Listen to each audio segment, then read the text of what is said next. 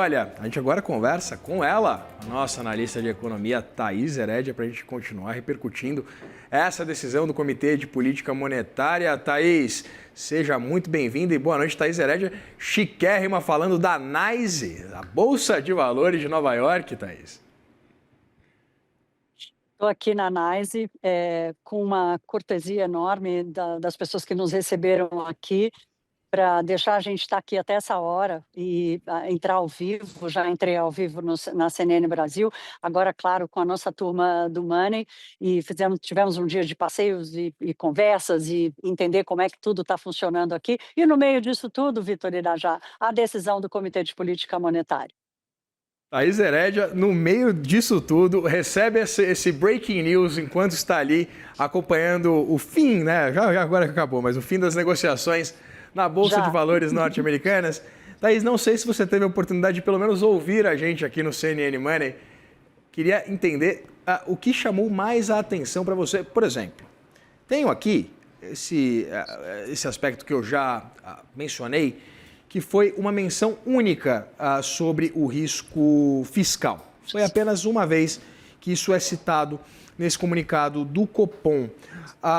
O que você, dentro desse Banco Centrês aqui, você que conhece tão bem, Thaís Herédia, o que te chama mais atenção exatamente pela justificativa dessa manutenção da Selic inalterada em 15%? Ou não tem muita novidade nisso que disse o Comitê de Política Monetária? Vitor, o Banco Central reduziu bastante a mão sobre as menções do fiscal, que ele passou a adotar uma outra forma de lidar com o desequilíbrio fiscal. Mas isso já vem desde a época do Roberto Campos Neto, né, quando a pressão sobre o BC era muito maior. A decisão foi de tirar o problema fiscal do balanço de riscos, esse que vem oficialmente esclarecido ali, escrito ali como balanço de riscos para o comportamento da inflação, e separar o fiscal desse balanço de riscos e tratá-lo como um problema que está sendo acompanhado pelo BC. E essa estratégia, ela teve uma motivação, que é despolitizar a leitura do Banco Central. Até porque o Banco Central, ele não tem o que fazer com a política fiscal. Ele não tem o que mudar, né? O que ele tem que fazer é lidar com os efeitos secundários dela. Os efeitos secundários da política fiscal se dão através da expectativa dos agentes sobre a inflação, se o crescimento da economia está acima do potencial. Isso o Banco Central vem salientando, dizendo, olha, por causa do fiscal, a economia está crescendo acima da sua capacidade. Então, ele não coloca o fiscal como um risco, ele trata o fiscal como uma realidade que tem mantido a conjuntura econômica da forma como está. Então, essa é uma estratégia que está se repetindo, né? O que me chama a atenção, o que me chamou a atenção foi, nesse comunicado, lá no finalzinho, o Banco Central traz as suas projeções para o IPCA. E a decisão do BC de hoje já está olhando lá para o segundo trimestre de 2027. Está aí, ó, está aí exatamente esse trecho que eu estava me referindo. Então, vocês vão ver que o IPCA lá para o segundo trimestre de 2027 está em 3,3%. Significa que lá em 2027 a meta não será cumprida, ainda não estará sendo cumprida, né? Então, como a gente sabe que o BC toma a decisão hoje, olhando para 18 meses à frente, ele está sinalizando que sim, há uma queda da inflação, olha o que vai acontecer, 4,6 agora, 3,6 em 2026 e 3,3 em 2027, mas ela é lenta e gradual. Lenta e gradual também é a desaceleração da atividade econômica, e é por isso que o BC resiste com a taxa de juros.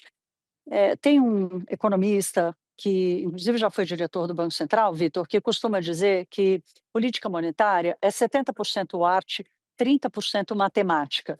Por que arte?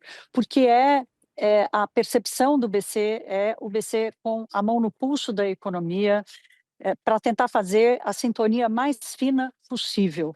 Então, sinais de que a inadimplência, por exemplo, vai começar a explodir, sinais de que o crédito tombou rapidamente, que a indústria está dando ré com muita força. Isso tudo acende um alerta no BC. Nenhum desses sinais acontece hoje. O crédito desacelera? Sim, mas devagar. A inadimplência sobe? Um pouquinho, mais devagar. Entre as grandes empresas, grandes tomadoras de crédito, vai mais rápido.